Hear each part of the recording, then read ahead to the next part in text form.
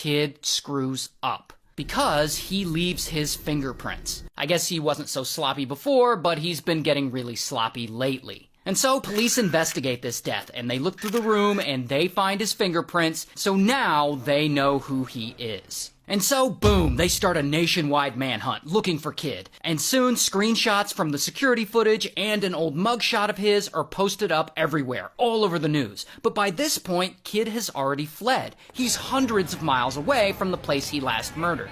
And as you could have predicted, in this new place, he picks up yet another masseuse. And he takes her back to a hotel, and there, he strangles her and unalives her.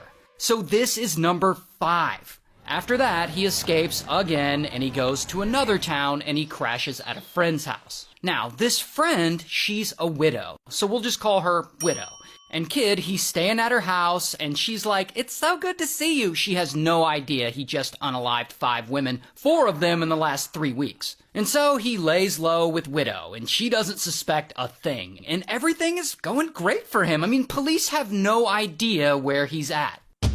Until...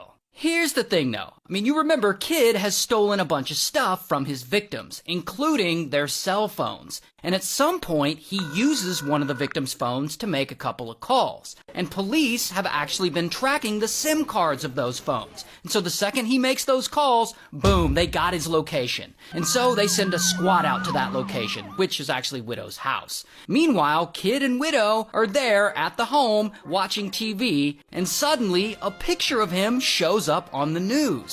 And Widow's like, "Hey, that guy kind of looks like you." And Kid's like, "Nah, that don't look like me." But then, boom, boom, boom, police are beating on the door, and they come in and bam, they arrest Kid. Here's his mugshot. But unfortunately,